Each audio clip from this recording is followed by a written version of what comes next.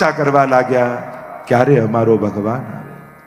અહીંયા વસુદેવ અને દેવકીના વિવાહની કથા આવી. વિવાહની બધી જ તૈયારી કંસે સંભાળી છે. વિવાહ થયા, આનંદથી સંપન્ન થયા. મારી બહેનને હું વળાવવા જઈશ. અને રથી સારથીને ઉતાર્યો અને સ્વાર્થી ચડી ગયો રથ ઉપર. અને રથના જીવનના રથની લગામ જ્યારે સ્વાર્થીના રથમાં આવે ને ત્યારે કંઈક ઉત્પાત થાય. આકાશવાણી થઈ, મૂર્ખ, તું જેને વળાવવા જઈ રહ્યો છે એનો 8મો ગર્ભ જ તારો કાળ થશે.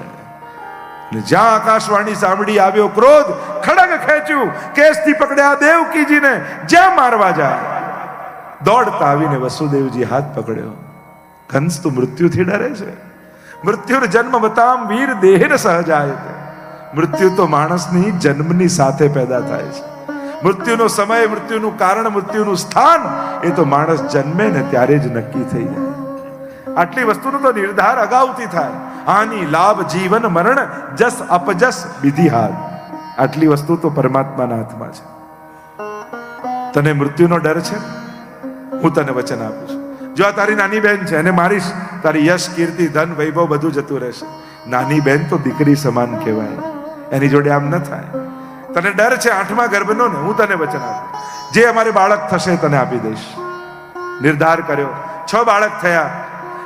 નારદજીને થયું કે પાપનો ઘડો ભરાશે નહીં તો ફૂટશે કેમ? આવ્યા કંસ પાસે અને કહેવા લાગ્યા કે અરે તું દેવતાઓની ચાલમાં ફસાઈ ગયો. અરે મારો શત્રુ તો 8મો છે, આ 6 મારું શું બગાડ્યું છે? અરે આમાં પહેલો કયો ને 8મો કયો ખબર કેમ પડે? તારી કુંડળી દોરી અને કુંડળી દોરીને કહ્યું કે જો આમાં પહેલું સ્થાન આ કહેવાય, બીજું આ કહેવાય, ઊંધું ફરે. એમ પહેલો કયો ને 8મો કયો, પહેલો 8મો થઈ જાય ને 8મો પહેલો થઈ જાય. તો એક ફૂલ લીધું ને કહ્યું જો આ પાકડીથી ગણે તો 8મી આ થાય, આ પાકડીથી ગણે તો 8મી આ થાય, આ પાકડીથી ગણે તો 8મી આ થાય. આમાં બધી પહેલી ને બધી 8મી, આમાં 8મો ખબર કેમ પડે? ક્યાંક દેવતાઓની માયા અને જાળમાં ફસાઈને જતો.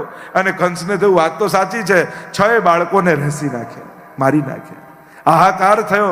7મા બાળક રૂપે શેષજી પોતે આવ્યા દેવકીજીના ગર્ભમાં ને ભગવાને માયાને આજ્ઞા કરી કે આમનું કર્ષણ કરીને રોહિણીજીના ગર્ભમાં પધરાવી દો, જે ગોકુળમાં રહે છે. પ્રભુને પધારવાનો કાળ આવ્યો. આજે પણ હવેલીમાં જન્માષ્ટમીનો ઉત્સવ હોય ને રાતના, ત્યારે આ 8.5 શ્લોકો બોલવામાં આવે. ઠાકોરજીને પુષ્ટાવાનો ક્રમ હોય ને ત્યારે પણ આ 8.5 શ્લોકો બોલવામાં આવે. ગુસાઈજીએ જે પુષ્ટાવાની વિદ્યા બતાવી છે પ્રમાણે. અને આ 8.5 શ્લોકો બોલી પછી ઠાકોરજીને રાત્રિના સમય પંચામૃત શાલિગ્રામજીને થાય અને બ્રજ ભયો મહેર કે પૂત. એ રીતે આપણે જન્માષ્ટમીનો ઉત્સવ ઉજવતા હોઈએ. ગ્રહ નક્ષત્રો પોતપોતાના સ્થાને ગોઠવાયા, દિશાઓ દૈદીપ્યમાન થવા લાગી. શાંત પડેલા યજ્ઞ કુંડમાં પુનઃ અગ્નિ જ્વલિત પ્રજ્વલિત થવા લાગ્યા. બ્રાહ્મણોના મુખમાંથી વેદ મંત્રો નીકળવા લાગ્યા. આકાશમાં વાદળો છવાવા લાગ્યા. મંદ જલધરા, મંદ જલધરા થવા લાગી. અપ્સરાઓને થયું કલાનિધિ પ્રગટ થવાના છે, લાવો અમારી કલાનિધિને સમર્પિત કરીએ. અને દેવતાઓના પખાવજની તાલમાં અપ્સરાઓ નૃત્ય કરવા લાગી. મધરાત્રિનો સમય આવ્યો. તમદભુતમ બાલકમ અંબુજેક્ષણમ ચતુર્ભુજમ શંખ ગદા જુદાયુધમ શ્રીવત્સ લક્ષ્મમ ગલસૌભિ કૌસ્તુભમ પીતાંબરમ સાંદ્ર પયોદસૌભગમ. ચતુર્ભુજ રૂપે પ્રભુ પ્રગટ થયા. બોલો કૃષ્ણ કનૈયા લાલ કી જય. વક્ષ સ્થળ પર કૌસ્તુભ મણિ છે, પીતાંબર ધારણ કર્યું છે, શંખ ચક્ર ગદા પદ્મ ચારે હસ્તમાં 4 આયુધ છે. વસુદેવ દેવકીને ગત જન્મનું સિદ્ધિ કરાવી. મારી પ્રાપ્તિ થાય પુત્ર રૂપે, મારા જેવું બાળક થાય માંગ્યું. મારા જેવું તો બીજું કોઈ નથી, એટલે હું પોતે પધાર્યો છું. વસુદેવજીને આજ્ઞા કરી મને પધરાવીને લઈ જાઓ ગોકુળ. માયાનો જન્મ થયો છે ત્યાં નંદ બાબાને ત્યાં, અને માયાને અહીંયા લઈ આવો. પ્રભુને એક વાંસના ટોપલામાં રેશમી વસ્ત્ર બિછાવીને પધરાવ્યા. અને જ્યાં પ્રભુને માથે લીધા બધી બેડીઓ ખુલી ગઈ અને દ્વારપાલો સુઈ ગયા. કારાગૃહના દ્વાર ખુલી ગયા. જેના માથે ઠાકોરજી બિરાજે ને સંસારની બધી બેડીઓ એની ખુલી જાય. એટલે જ પુષ્ટિ માર્ગમાં તમારા ઘરે ઠાકોરજી નથી પધરાવતા, તમારા માથે ઠાકોરજી પધરાવી છે. એટલે જ વૈષ્ણવને પૂછી તમારા માથે કયું સ્વરૂપ બિરાજે છે? તમારા ઘરે કોણ બિરાજે છે એમ નથી કહેતા. ઠાકોરજી આપણી સાથે છે, આપણી માટે છે અને આપણી માથે છે. જ્યાં વસુદેવજી નીકળ્યા, માનો કોઈ એક વૈષ્ણવ માથે ઝાંપીજી લઈ અને વ્રજયાત્રા કરવા નીકળ્યો હોય એમ વસુદેવજી માથે ઠાકોરજી લીધા. પણ યાદ આવ્યું કે પ્રભુ, મેં તો કંસને વચન આપ્યું છે કે જે બાળક થશે તને આપીશ. પ્રભુએ કહ્યું, તે બાળક આપવાનું વચન આપ્યું છે, તારા ઘરે કોઈ બાળક નહીં, તારા ઘરે તો ભગવાન આવ્યા છે અને ભગવાન આપવાનું વચન તે નથી આપ્યું. અને વસુદેવજી માથે લઈને ચાલ્યા, યમુનાજી વચ્ચે આવ્યા, ઉછાળા લઈને પ્રભુને રોક્યા કે અરે પ્રભુ, ક્યાં જાઓ છો? શું કરવા જાઓ છો? વ્રજમાં જાઉં છું મારા માધુર્યનું દાન કરવા. તો યમુનાજીએ પૂછ્યું, માધુર્યનું દાન કરવા જાઓ તો પછી આ ઐશ્વર્યને કેમ ધારણ કરીને જાઓ છો? એમ કરો, ઐશ્વર્ય મને પધરાવી દો અને માધુર્ય લઈને આપ વ્રજમાં જાઓ. અને પોતાના ચરણોનો સ્પર્શ કરાવ્યો અને શ્રી કૃષ્ણના ચરણારવિંદની રજ થકી શોભી રહ્યા અને બધા જ ઐશ્વર્યો યમુનાજીને આપી દીધા અને માધુર્ય સ્વરૂપ ધારણ કરીને પ્રભુ ગોકુલ પધાર્યા. માયાનો જન્મ થયો છે, પ્રભુને પધરાવ્યા, માયાને લીધી, પાછા આવ્યા, પાછા બંધનો લાગ્યા, કારાગૃહના બંધનો પાછા લાગી ગયા અને માયા જોર જોરથી રડવા લાગી. દ્વારપાલોએ જઈને સમાચાર આપ્યા, મહારાજ, 8મા ગર્ભનો જન્મ થયો છે, પુત્રીનો જન્મ થયો છે.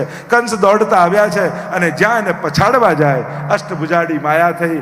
બોલ્યા, મૂર્ખ, તને મારનારો તો ક્યારનો બીજી જગ્યાએ પહોંચી ગયો છે. અને અહીંયા બધા જ અસુરોને ભેગા કરીને સભા કરી અને અહીંયા રાત્રિના સમયે નંદ બાબાને સુંદર મંગલ સ્વપ્નો આવે છે.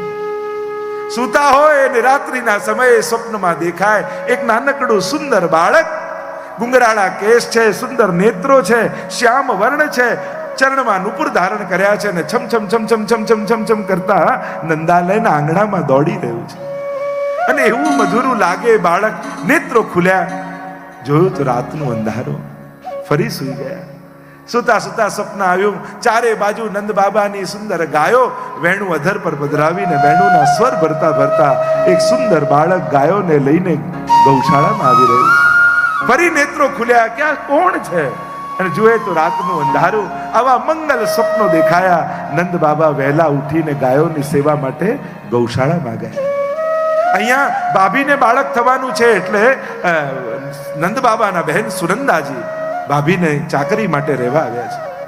અને સવારના સમયે વહેલા ઉઠીને સુતિકા સદન પાસેથી નીકળ્યા અને પ્રભુને થયું કે હું આવ્યો ને કોઈ મારું સ્વાગત નથી કરતું. એટલે પ્રભુ જોર જોરથી રડવા લાગ્યા. બાળકના રડવાનો અવાજ સુતિકા સદનમાંથી સંભળાયો અને દોડતા સુનંદાજી જઈને જુએ તો યશોદાજીની નિકટ નીલ મણિ અલૌકિક કાંતિ વાળું સુંદર બાળક સૂતું છે, કિલકારીઓ કરી રહ્યું છે અને યશોદાજી ગાઢ નિંદ્રામાં સૂતા છે. सुनंदा जी कहूं, अरे यशोदा जाग, देख तेरे वहां लालन पधारे हैं, धन्य यशोदा भाग्य तिहारे जिन ऐसो सुत जायो हो. देख तेरे वहां प्रभु पधारे हैं. यशोदाजी तो जाग्या ने लालन ने छातीए चापी લીધા. ડુસકે નેત્રો માંથી ચોધાર આંસુએ રડવા લાગ્યા યશોદાજી. સુનંદાજીના તો આનંદનો પાર નથી. ભાગતા ભાગતા રસોડામાં આવ્યા, મિશ્રીનો ડબ્બો ખોલ્યો, બંને મુઠ્ઠીમાં મિશ્રી ભરી ભાગતા ભાગતા ભાગતા ભાગતા આવ્યા ગૌશાળામાં. બાબા બધાઈ હે, બધાઈ હે, બધાઈ હે, પર કહા ભયો અને મોઢામાં મિશ્રી આપી. સુનંદાજી બોલ્યા, નંદ ઘેરા નંદ ભયો જય કનૈયા લાલ કી, નંદ ઘેરા નંદ ભયો जय कन्हैया लाल की. सभी को कृष्ण जन्म की बधाई हो, बधाई हो, बधाई हो.